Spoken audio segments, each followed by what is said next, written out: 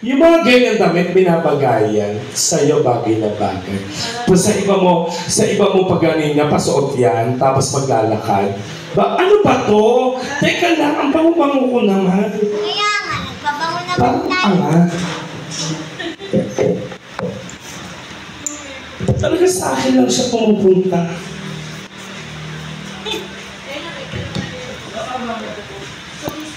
Ayan, mga tiga saan po kayo?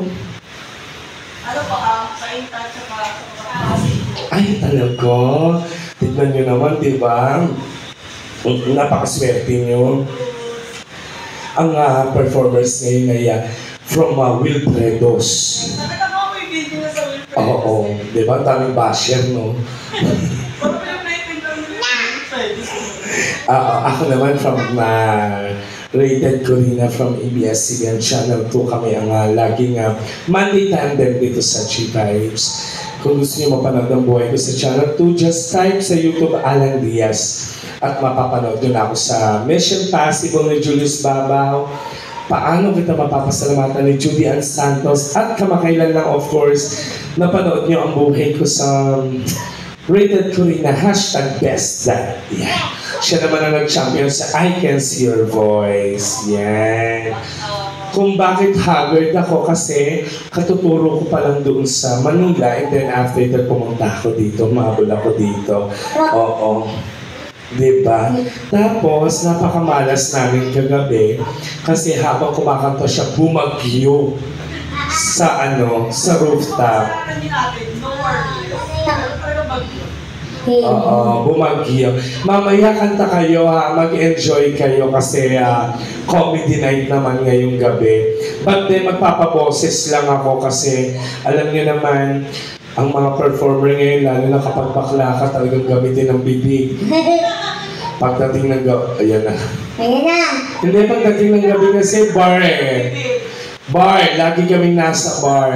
Tapos pag uwi namin sa bahay, naghihintay si Jowa, bibig pa rin ang gamit. Oo.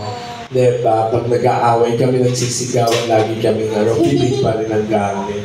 Sa umaga, kapag kunwari pagyakap mo, share yung kami, bibig na naman ang gamit. Pero in fairness, gandaran. Ano pangalan mo? Jade po. Jade. Ay, Jade, nice to meet you.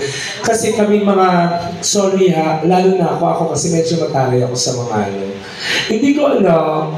Ako yung performer na parang kapag hindi kita bet, binabagaya kasi ganyang outfit eh.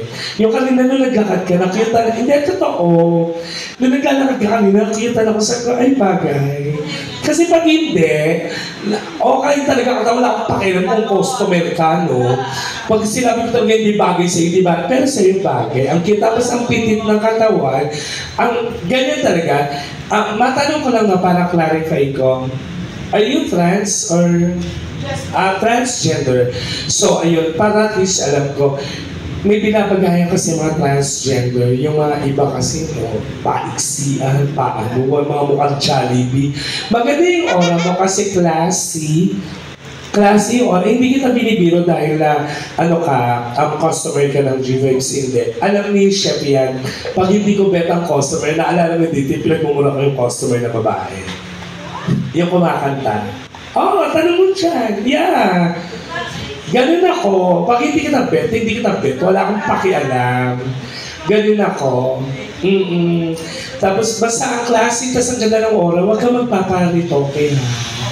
Kasi nakuyutan ako sa sa tattoos mo Oo, ang cute Bagay. Ganun din kay Madam doon. Sabi, hello po. Welcome. Ay, magkantahan tayo mamaya ha. Pag may lalaking dumating, kantutan naman ako. Charot! Sige, mag-ano lang ako. G, nice to meet you.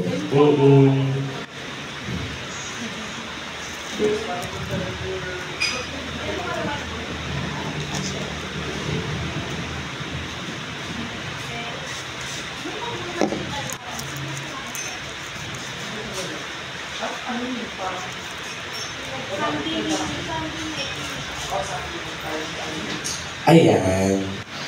Ang pure tuber meron naman. Tsaka, Kahit saan, meron na.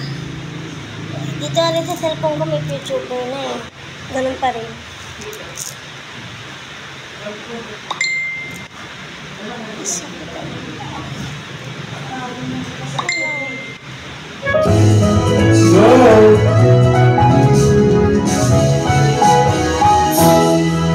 L'Oreal Station.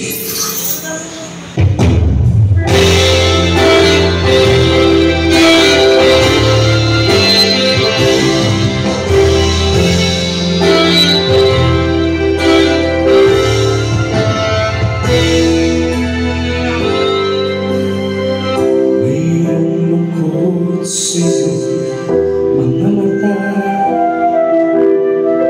at kaibigan ng iyong dinadala. Kahit di mo man sabihin,